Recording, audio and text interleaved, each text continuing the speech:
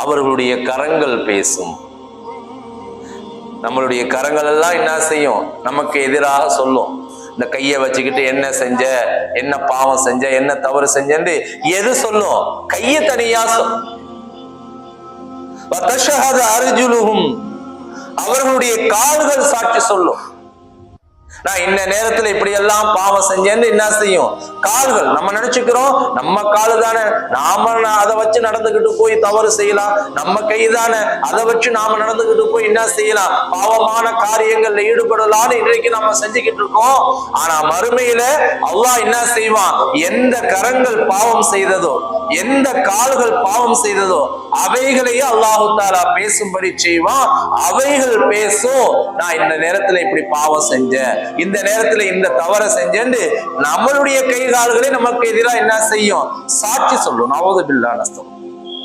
அல்லாஹ் நீதவான்.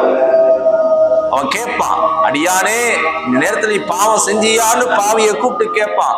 அப்ப அந்த பாவியான அடியான் அல்லாஹுக்கு முன்னால் ஒளிவு மறைவு இல்லாம என்ன செஞ்சிருவான்? ஒத்துக்குவான். சில பேர் என்ன செய்ய மாட்டான், அப்படின்னா அவனுக்கு அல்லாஹ் வாயை போட்டுட்டு கையை சொல்லு, கால் பேசுண்டா அவைகள் என்ன செய்யும்?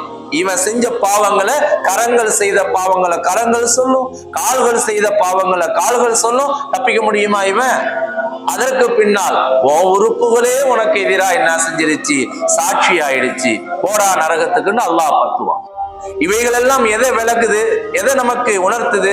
அல்லாஹ் நீதவான். ஒருத்தவன் தவறு செஞ்சுட்டான், நீ தவறு செஞ்ச எனக்கு தெரியும் போன்னு அல்லாஹ் சொல்ல மாட்டான்.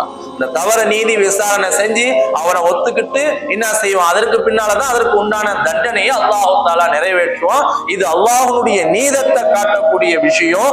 அதே போன்று வல்லோன் அல்லாஹ் உன்னுடைய தாய் தந்தையர்களுக்கு நீ உபகாரம் செய்யி அப்படின்னு சொல்லக்கூடிய அல்லாஹ் ஏன் உபகாரம் செய்யணும் அப்படிங்கிறதையும் அல்லாஹு தஆலா தொடர்ந்து விளக்குறான்.